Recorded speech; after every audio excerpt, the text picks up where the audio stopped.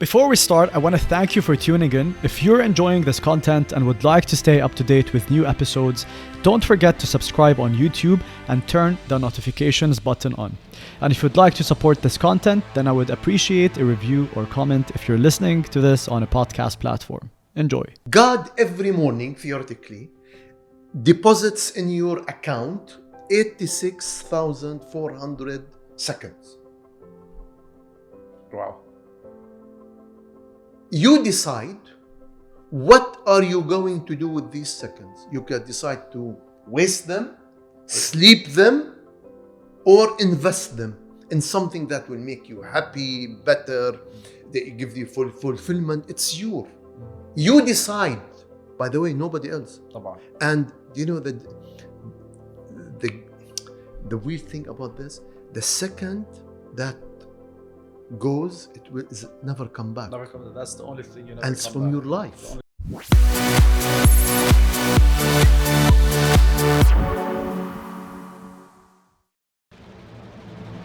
Welcome to a new season of the One Day Podcast. I'm your host, Omar Almajali, and each week I'm here to discuss powerful concepts around business, mindset, or life, and often share the stage with some of the brightest and most interesting minds of the Middle East to help me do so.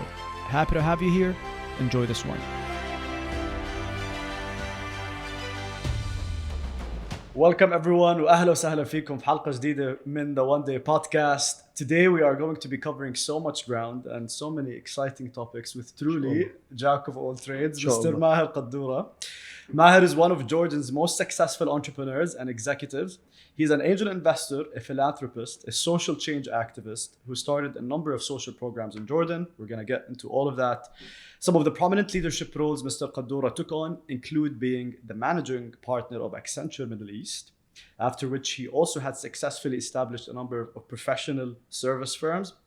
Kaddoura is an active member of several boards around the world, including companies, investment funds, universities, research centers, and more. Not to mention that Maher is also a public speaker and, most importantly, an adventure enthusiast. We're also going to talk about that. Good. He lived in several places throughout his professional career, including Jordan, the UK, the US, Qatar, and a number of countries. Welcome. Thank you. Mr. Maher. Thank you.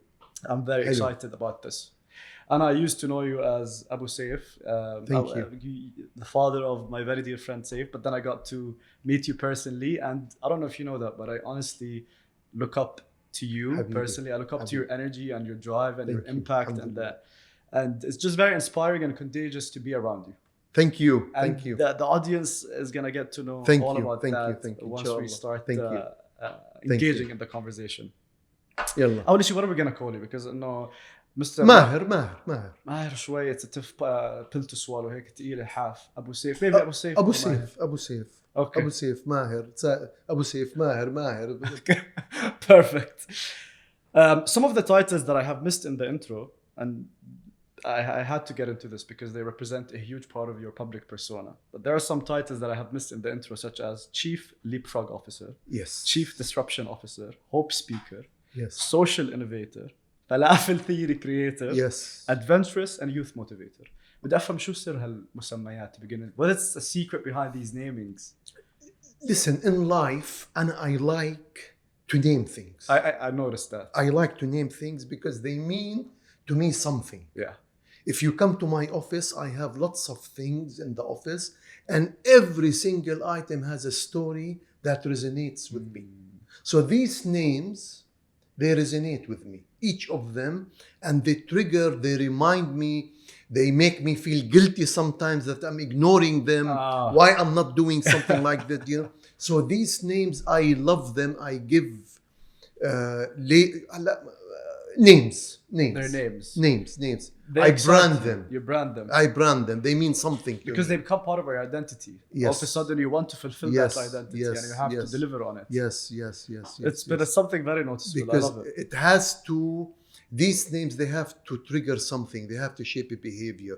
They have to energize you. It's important. It's important because, as they say, brand is a promise. 100%. So it's not a logo. brand. So to me, the Falafel Theory created. So all the time I'm thinking, what can I do to apply the Falafel Theory? I don't want just this to be a nice slogan. Name. Yes. There's also a picture of a frog leaping on your LinkedIn. Yeah. But what's the I reason tell you. behind that? One thing I have always wanted to do, okay? I look at our world, the emerging markets, so-called, which is the majority of the world. We are falling behind because of the advancement in technology, right? Yes. We have this, what we call the digital divide, right? And what can we do to catch up? You know, I don't want to wait. Why should I wait? I need to deploy technology to move forward. Give you a specific example. All the time I give it. If we're gonna sit here and have a plan to plant 2,000 trees next year, we plant 2,000 trees. But if I can tell you I want to plant 400,000 trees, we cannot. However, if I come and use drones, Yes. a fleet of drones, I can plant per year 400,000 trees. So I can leapfrog. I create a new path. You know, Nice. I change the way, I compress the time to achievement. I compress the time to performance, to progress. Why should we wait as emerging countries? When we can leverage And technology. lots of examples we have in Africa, Kenya. They bypassed all the wired Wi-Fi, and they went direct to the mobile phones. Some people now, they say, I don't want to go through cards. I want to go direct to the mobile payments. You know, like in Kenya, M-Pesa, with the payments using telephone. All of these, and in my mind, I want to create this narrative around the world that we can leapfrog. It should be a narrative. Everybody can do it. And at the end of the day, leapfrogging is some kind of format of innovation. That's so true. But the driving factor behind leapfrogging is always technology. Well, it could be a process change. It can be a process change. It could be anything. But I tell you now, technology we live in the world of technology. Is very pervasive. It's everywhere. We have the mobile, we have the cloud, we have everywhere. You know, we have the drones now. We can apply it. So what I've done, I've created this nice website. I am putting knowledge there. And gradually, I want to encourage people to start using it. And we have a community platform there. You create your leapfrog community at your company, at your neighborhood, at university, school, so you can learn. And we have done discovery reports from around, like how they are leapfrogging in education, in agriculture, manufacturing, supply chain. Like case studies and research. Yes, and examples. Examples. So it can inspire people. I can do this, you know. So this is I love that. And Abu Saif, there's something I'm a huge believer in, is the concept of why. We need to answer the question of why we are doing things before we get into them. Like why? Okay. Why? It's the driver behind everything. Yes. And somewhere I read that your why has to do with inspiring people to do more with less. And this is where it touches on the Falafel Theory. Yes. Let's talk about the Falafel Listen, Theory. I have a saying that if you know the why, you can figure out the how. And the why is the sustainable energy that will keep you going and you jump out of bed in the morning. Completely. So to me, I'm looking at it, I'm saying, how can I stumbled over this challenge.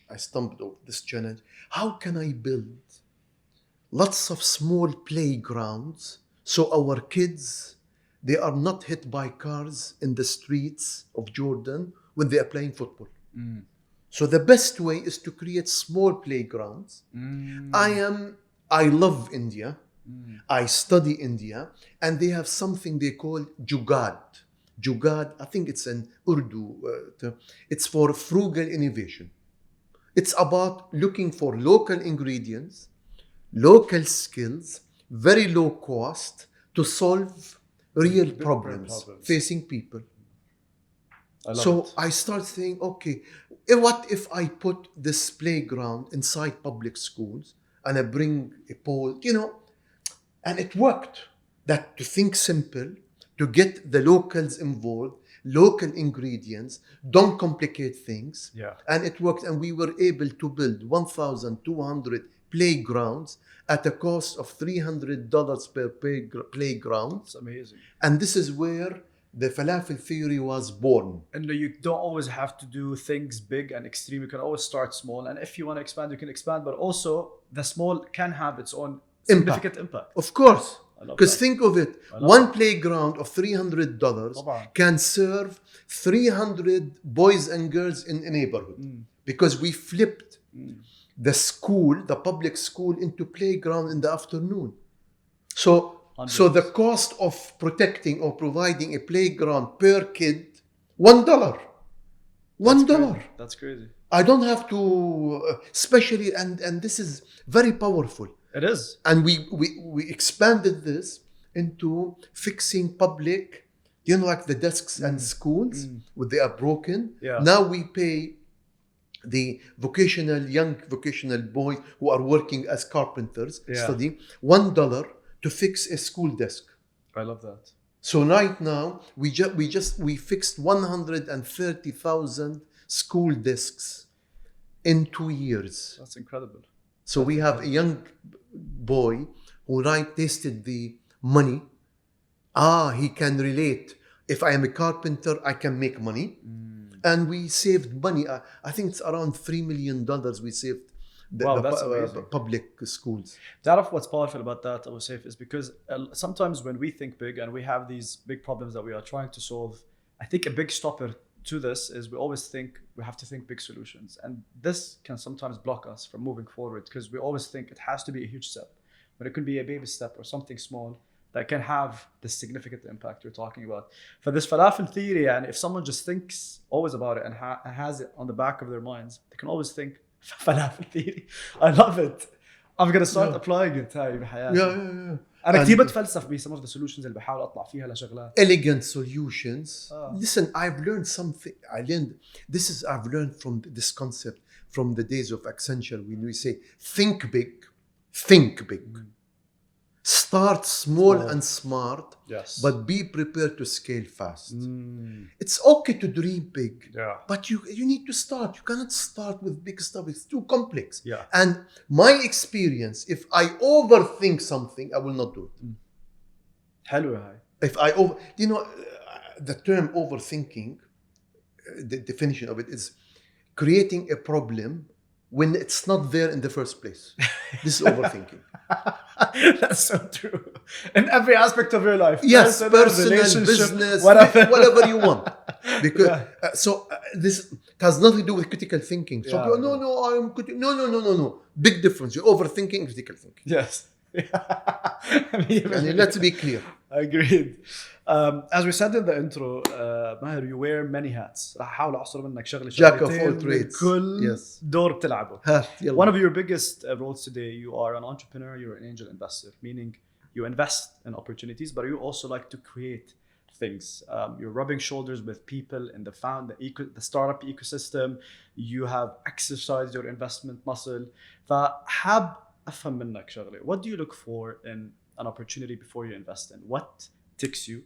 And also, what do you look for in a founding team or a founder that is a green light for you to invest in? Listen, in my mind, because I'm an engineer and I've built system, I think of investments like gates. You need to open doors. Yeah. People don't move through these doors unless they open. Unlock. The first one is the entrepreneur. Is this guy, because the idea, he can shape it, she can shape it. I look at that guy.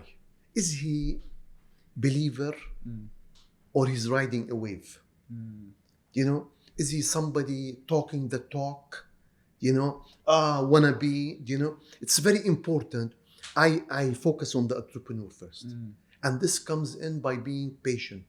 Let's go. No. I take my time and I test the patience. how committed. Is he willing to put the effort? Is he willing to put the emotions? Is he willing to sacrifice? Is he looking for employment further?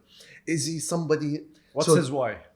Going back to the point It's of important. why. It's important, of course. My experience, and people might not like this, for sure, my success with entrepreneurs, when they were employed first, and then they moved to be entrepreneurs. That's not a good combo? No, good combo. Good combo. I like it. Why? I like it when people, they have tried employment, they have built some expertise, okay, they made mistakes on the Famous expense of structures. others, great. Now he has a fire in his belly. Yes. He's tired of being an employee, people telling. So now I want to do something. I for like me. this. For me. That's so My experience. 100%. Okay. Maybe there are, the other thing is, I like humbleness. People, all the time, it's okay to be looking upward, but your feet on the ground, Be grounded. The other is, do we have the problem? Is it well understood, well defined? Is it a pain that people really are suffering from? Suffering from? Is it sometimes a latent pain? Can we make sure? No. We can make people feel it further, wider. And there's a big market for this. So this, to me, I look at this. Is it a big market? When it comes to I like co-founders. Everybody, yeah. Why? Why is that You know the case? what? Everyone Because says that. it keeps people in balance. I'll give you an example. My experience, if one founder, he's there trying to manage this, and he wants to raise money, and he wants to sell clients, and then he becomes living just to raise money, and he forgets about the company. So like they bet, yeah. So if there's a co-founder, they divide the work. Some of them might be back-end engine guy, keeping everybody producing the product, serving, operating, and the guys there schmoozing the market, the investor, blah, blah, all this stuff. So it's very important to get this... like this balance between have co-founders, like a team of people It's managing important. this, It's important. It's important. What are some of like top 2-3 things that you feel from your experience is blocks entrepreneurs from moving forward, delivering more, that steps in their way?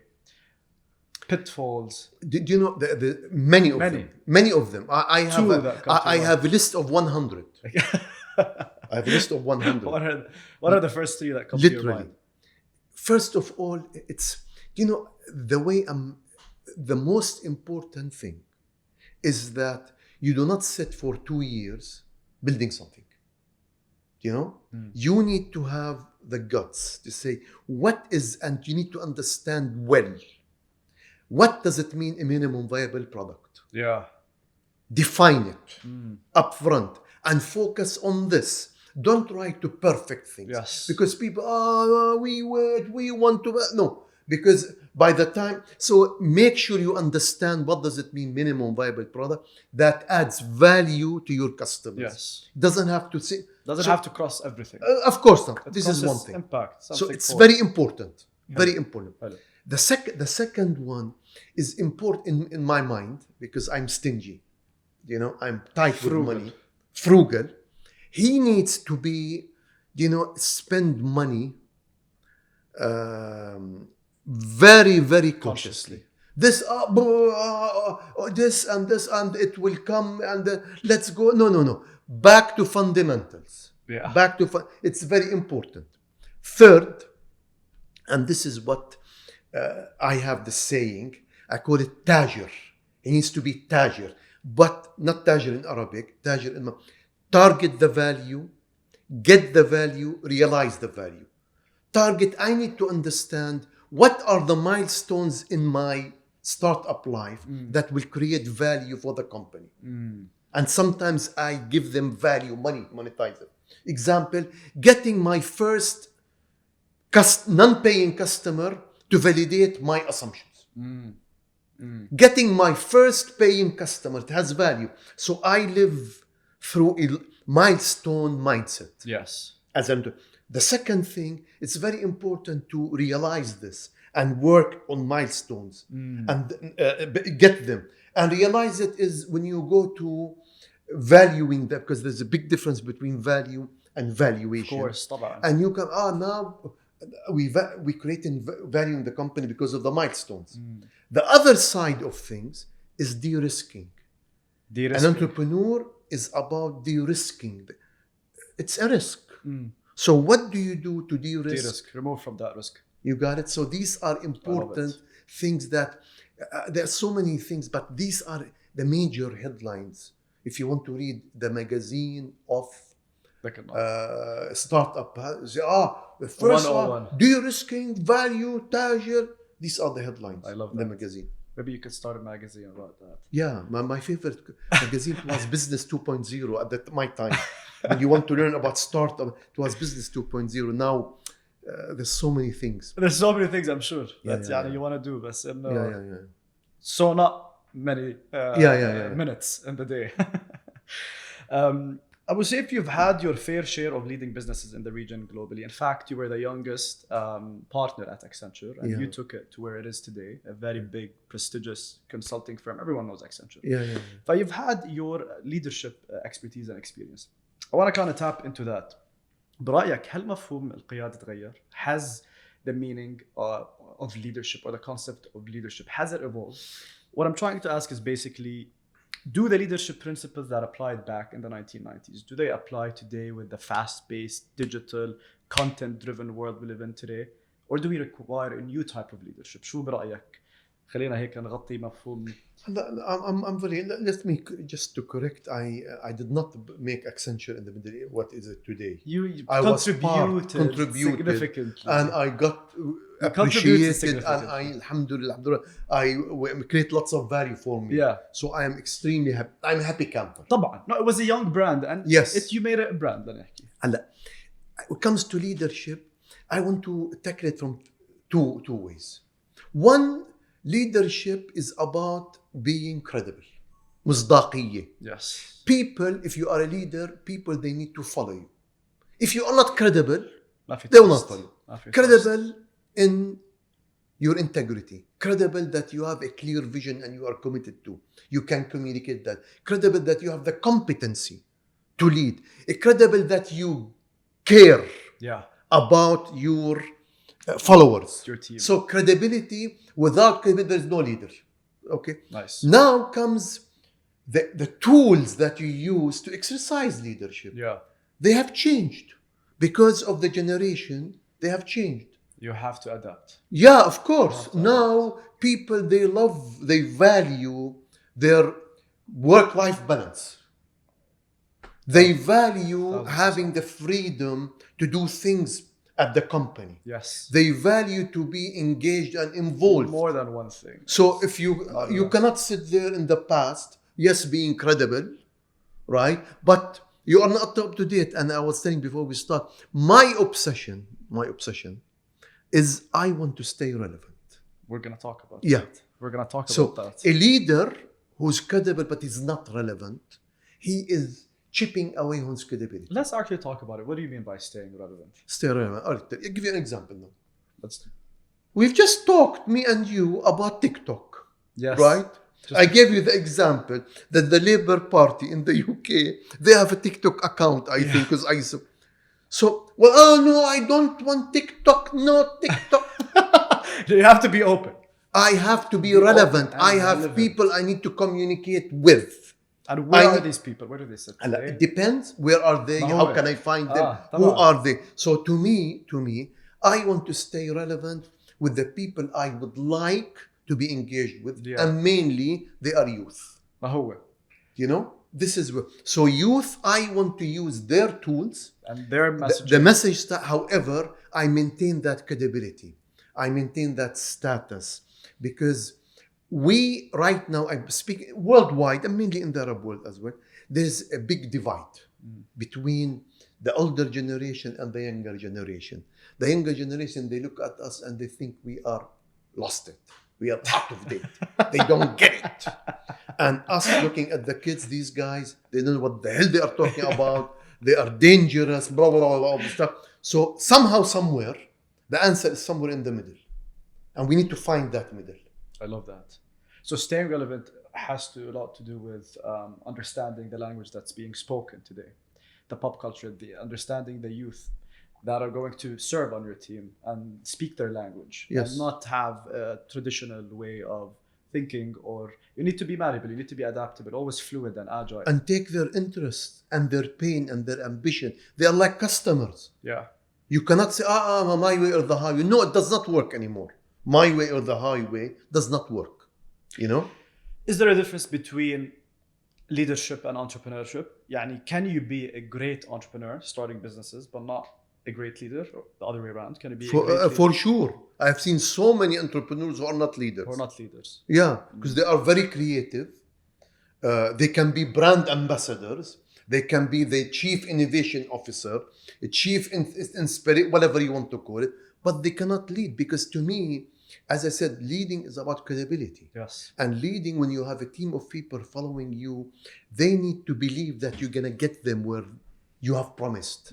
If you do not have it, you cannot talk the talk. Yeah.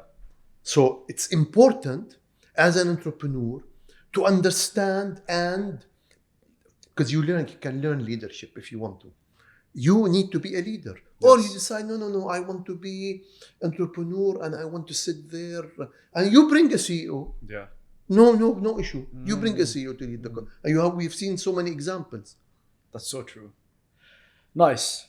طب Maher Kaddoura, you're a lot of things, as we just said. Yeah. If I had to give you one business card and on it says Maher Kaddoura, and there's one title that you have to print on it from everything you're doing. Also, you're in an elevator and you bump into someone. You've got not an elevator pitch, but someone is asking you, who is Maher Kaddoura and what do you do today? You've got 30 seconds to tell them who you are and what you do. From all these things that you're doing and all these titles that we have touched, what would be the one title or the mission that... It's clear to me. I help others change to be more successful in life and work. I love that. Big term, but this is what pulls me forward. Whether they are companies, NGOs, people, all of us, we want to change positively. We want to move forward. We want to move the needed in life forward. So I help them, whether it's inspiration, information, investment, inclusion.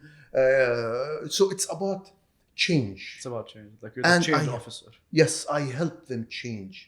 Hello. I am a tailwind in their change journey. You're like an enabler. Yes, tailwind, not headwind. Tailwind, you keep pushing in a nice way. I love that. So what would the title of that be? I'm sure that you get... They are all on Twitter. Long list.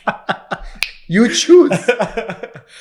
Since we're talking about doing a lot of things, when is it ever enough to say I'm fulfilled with what I have accomplished? خلاص, it's enough. Versus doing more and giving more. Or is there a rule? Well, is it case by case? يعني the balance between doing and being. The balance between constantly doing things and feeling like I have not done enough and wanting to give more, with giving yourself a pat on the back and being like, I'm fulfilled with what I have accomplished. Is there a balance? Or is there a rule for that? No, I tell you, and to me it's very clear. The day I run out of reasons to jump out of bed, I am dead. Period. Powerful. So I need to find all the time and create reasons to jump out of bed in the morning, looking forward for the day. The moment you run out, I say to everybody, the moment you run out of this, you are dead. Maybe you can be walking coma, and lots of them. I know lots of you are walking comas. They do not have anything to pull them. Zombies. They far. No. And you need to look for this. People say, but no, I passion. It doesn't matter. To me, you search and you create. If you don't find, you create. You get, you know, you, so this is very important. Yeah. So the answer, when I am dead, I will stop doing the stuff that I I'm love doing. that. And this is you. This is how you define yourself. You're someone who is gonna give till the last breath. But Di- so the صح? Yeah, do you know why? Why? God every morning, theoretically, deposits in your account 86,400 seconds. Wow. You decide what are you going to do with these seconds. You can decide to waste them, sleep them, or invest them in something that will make you happy, better, that give you full fulfillment. It's your. You decide. By the way, nobody else. طبعا. And you know the weird thing about this, the second that goes, it will never come back. Never comes. That's the only thing you never And it's come from back. your life. The only thing you're So, gonna get back. I'm gonna catch it. No, there's no catch up. There's no leapfrogging. No. You need to, and you need, like, you can count them if you want. Yes. I worry about how I spend my time. I worry. Me too. This is my biggest fear. My biggest fear is 10 years down the road, I'd look back on my life, or 20 or 15, and feel like I haven't done the things that I wanted to do. That's my biggest fear, to just regret not. And on that, I feel like you can always do it, regardless of the age. Also, something I'm going to talk about. But this is my regret, to not use my time wisely, and I get stressed out. I can't sit still. I found it hard to sit still and not think about what am I gonna do now. And sometimes it's good, sometimes it's unhealthy. And sometimes I feel like this inner voice of doing more is sometimes, not always, it has to do with just doing more for the sake of doing, because that's how I'm programmed. ما بعرف. Listen, there is something, I don't know whether I'm going to pronounce it right in English. احكيها بالعربي. There is distress and eustress. Distress is something bad to you. Eustress is positive stress. Yeah. This is what I work on this. حلوة. I like حلوة كثير. to have the pressure I love it. that I need to stay relevant. Yes. I cannot sit on my butt and say, no, I'm not. I am not in a bus. I'm not a spectator in the story, in my life story. We're gonna take the I am a driver's flyer. seat. I am the driver. Think of it. I am the driver. I love it. And this is what, and it's okay and it's healthy to be, to have eustress, positive stress, because this is what keeps you going, keeps Yes. you, and it's healthy. And all the time, my role model in life is, God bless his soul, Muhammad Ali. And to him, it's hard to train and all this stuff. And he's saying that all the time when he's having difficulty in the training and he thinks that he's the champ. He's going to become the champ. He's in the, so all the time you think of positive stuff that keeps pulling you. طبعا. That vision that pulls you forward. Yes. No, I believe in that. I even believe in visualization techniques and stuff like that. It's I do important. it all the time, meditation. I do it all the time, because it's because your brain doesn't know the difference between a future, a past, or a present. Cool. So when you're thinking and visualizing about the future, your brain comprehends it and digests it as if it's happening right now. And if you do that a lot, it becomes part of your brain identity and your internal engineering. I'm a huge believer in that. Listen, I read a lot about aging. تعرف كيف بدي اقول لك؟ بدي احكيها بالعربي. احكيها بالعربي. انت الجسم موجود يخدم العقل. 100% طبعا. فانت بقول لك الجسم السليم في العقل السليم. Today if your brain is active and you have ambition, all this stuff, your body will energize to serve. طبعا. But if your brain is complacent, boring, عارف كيف؟ ما هي بقول لك موت قاعد يعني موت قاعد. That's why I say موت قاعد. That's why I say all the time, refire, don't retire. Refire, don't retire. So keep on refiring your brain with new wires, so you all the time. Let's talk about Refire, don't Refire. Why not? I wanna elaborate on that more, because I was gonna get to that point. before we started the conversation, I was telling the team in that dish, you are the embodiment of energy, work, creation, creativity. Disruption doesn't stop at any age. You literally are the embodiment of that, and I look up to you in that sense, as I said in my intro. And I feel like people who, especially those who are approaching retirement, they shouldn't feel, don't stress out, ya jama'a. Life doesn't end at retirement. Because of this concept that you once told me about, refire, don't retire. What does that mean? Basic. To me, this is my life. God gave me 86,400 seconds. I'm not going to waste them. The concept of retirement, by the way, in Japan, it does not exist. طبعا. Your role changes in life. Your role changes. So to me, refiring, it means creating, attracting new roles to you that will keep you jumping out of bed in the morning. And this has to do with constantly, I think, pivoting and rebranding yourself. Yes. And staying relevant. Yes. All and the time. Not dying out. And yes. Like also not to box yourself. I feel like sometimes people put themselves in this box and they think that's all they can do. And that's how it manifests in their life. But if people just, I think, push this envelope and push this bracket of definition of who they are, it helps them become more people. They can become more things, do more things. Yes, because I tell you, you can change your role in life. There are lots of examples. We are being children, young children for people, have a role. Then you become a husband or a wife or whatever. Then you become a father or a mother. You change your role. طبعا. So you keep on changing your role. We are adapted. Of course. We can change, and all the time I tell people when I tell them, guys, imagine this baby who is starting to learn how to walk. He will fall so many times. We'll get back up. But he or she, they don't give up. Because the day they give up, they are in a wheelchair that's their choice.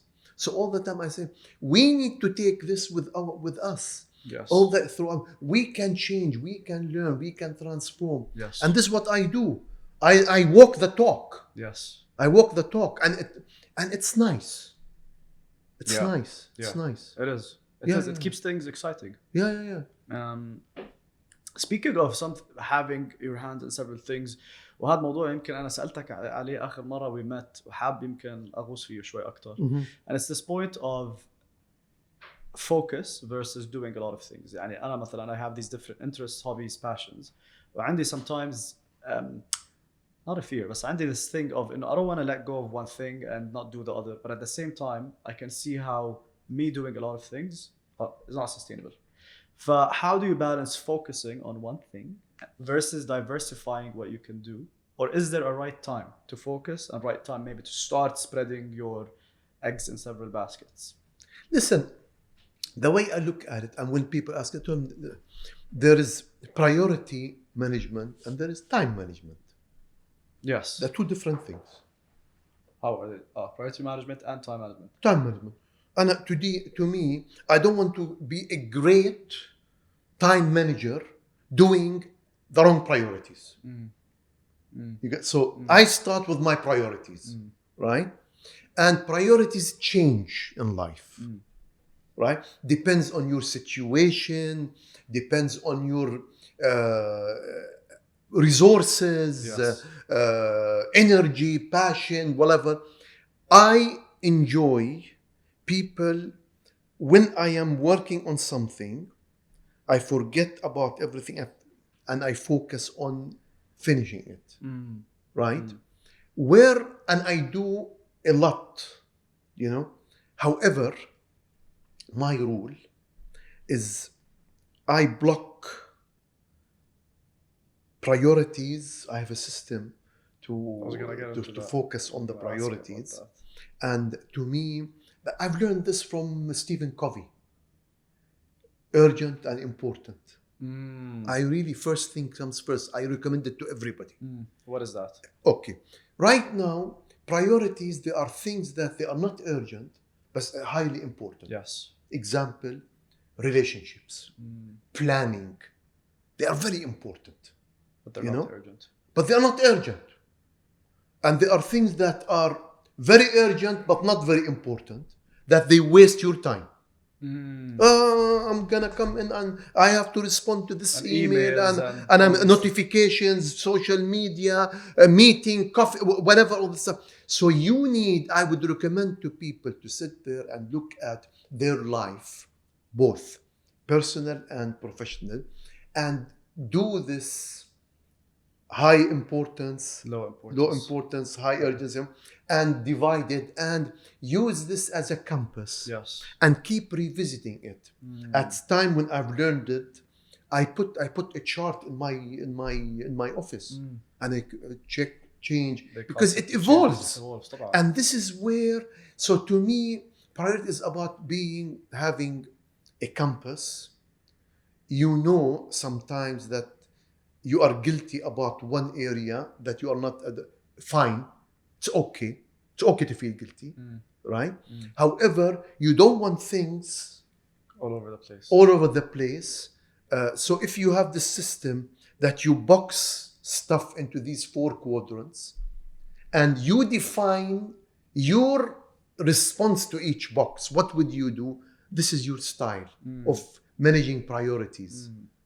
And I would encourage people to go, this is a different topic, a deep topic, but I would encourage people to go and look at this. And if there's a book called First Things First. And there are videos, there are training on this priority management. There are lots of stuff on time management, but priority management is important.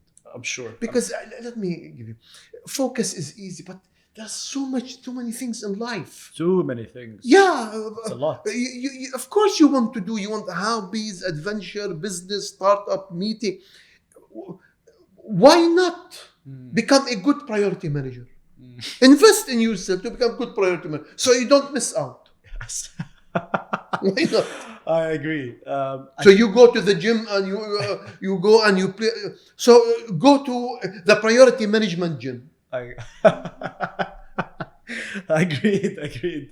And I think a missing equation you talked about systems. بحس someone who's so successful or doing great things or maybe is in many things. I think successful people they have some sort of successful habits. أنا دائما بعرف سيف كان دائما يقول لي عشان أنا بفيق بكير بيقول لي لازم تتعرف على أبوي عسكري بفيق على 4 الصبح 5 الصبح عنده الروتين الصباحي تاعه. I want to know about your morning routines, habits. How does your day unfold? شوف I have the moment I wake up I cannot stay in the bed. I have to get up automatically. Okay. I have to make my own coffee. I make better than this one. I brew it properly. You brew it properly? Yeah. And I make this is commercial. And morning because I enjoy because ritual. Coffee, of course. Yeah, these guys who make coffee in Ethiopia and all this stuff, they love it. It's a ritual. It is a ritual. So I start the morning with that coffee. It's an achievement. Making it to me is an achievement. Hello. I start with a success. Hello. Right? Then I have time for me time. I love myself. Yeah. Me time in the morning. Me time in the morning. I sit there and I have to start by learning something new. I have to learn now. Before I used to read magazines, books, articles, but now it's so easy because of the internet, YouTube, Medium, whatever. I learned something new, so I feel I've achieved. Yes. Then I go and I look at my email. Why? Because I have this obsession. I have to be 2 pages ahead in the book of life. I'm very competitive. Okay. So I want to make sure I answer all emails before people wake up. For the world. And send WhatsApp messages at early time. So I know them. I am here. I am ahead of you. And I'm up to date. Yes. And then by 7 o'clock, I go to the gym. Nice. And I have this habit now that I need to have a coach who pushes me. So because I found I don't want to sit there. I need to be pushed. Yes. So this is, I come back blah blah. I prepare, shower, all this stuff, and then I go to work. I don't take my laptop. I don't told me. answer emails. I spend time with people.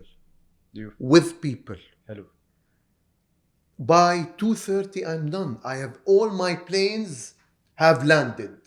And you time box your calendar. That's it. What I do, I bulldoze my calendar. I pour concrete. That Thursday, I'm going to review pipelines, sales pipelines. Thursday at 12, I'm going to review, because I love money, I review working capital, accounts receivable, accounts payable, the cash. I'm used to this. Yes. So I block time. Okay.